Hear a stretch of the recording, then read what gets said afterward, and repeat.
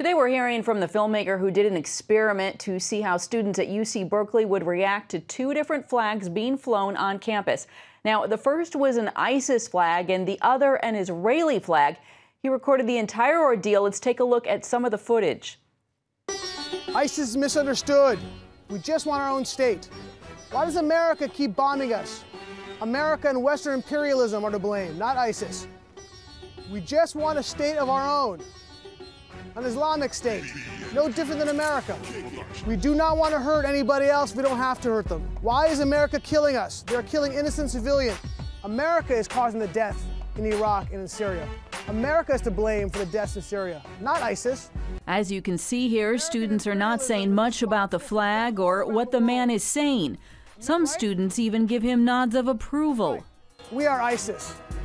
We are love. We don't want to harm anybody. We're forced to by American imperialism and American laws. Right? But wait until the man lights up a cigarette. You can't smoke on campus. They're going to cite you. Oh, all right. Thanks, man. Appreciate it. Now see what happens when the same man brings an Israeli flag on campus. Israel's what? I don't even know what that means, sir. And what's Hamas is a great place, right? Excuse me? That's the way you respond? I can't hear what you're saying. All of Israel killer. All of Israel killers and Hamas are not killers? No. Tyranny isn't cute. What? Isn't cute? Right, tyranny's not cute. Hamas is not cute. That flag you wave is the psychological genocide of this planet.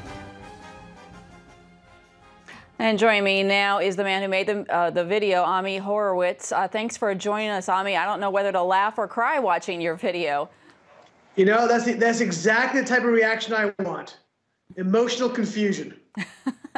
And what are you hoping will happen with that emotional confusion? Listen, you know, the reason why I made this is I think there's a real disease of thought on our college campuses, and I think it was important to kind of highlight that.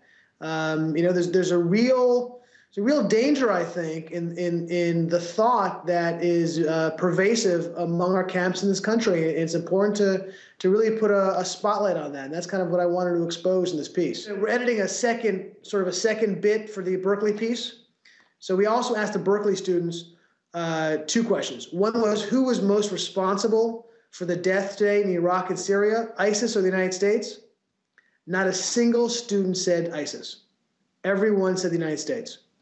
Were you at all surprised by the students' response to the ISIS flag, given all the media coverage of the beheadings and the other atrocities?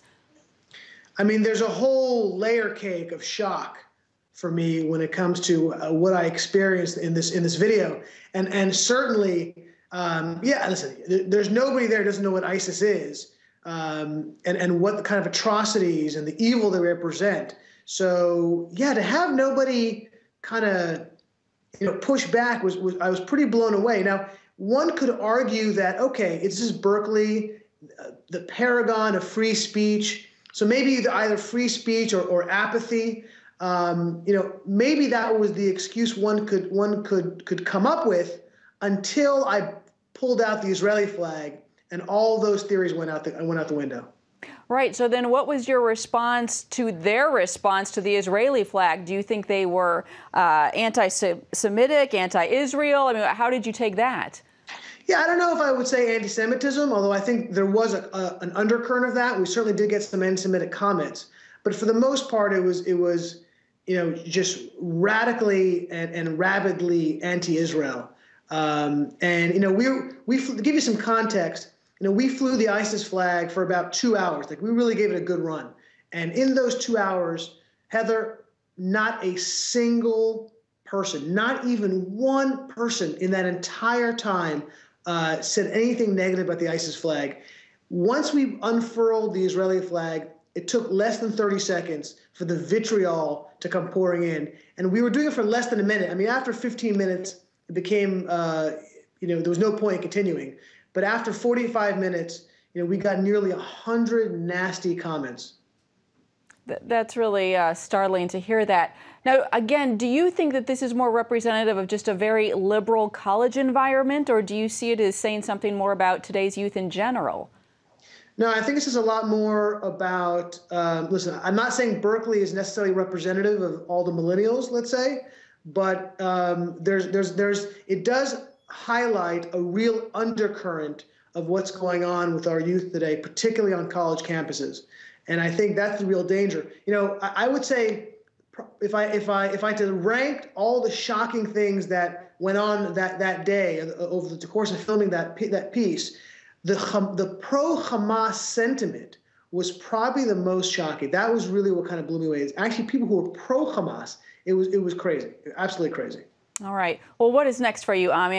You've done a lot of interesting projects already, including this one. What's on the table for you? I'm continuing to do more of these videos. This one was for Fox News, and I've got a good relationship with them. We're going to still do more of these to uncover, hypocrisy all over the world, and we shoot these things globally. But I'm about to start a new movie project, sort of a Borat style movie about global anti-Semitism. All right. Well, thanks very much for your time today, and thanks for sharing that video with us. Heather, thank you for the time. I really appreciate it.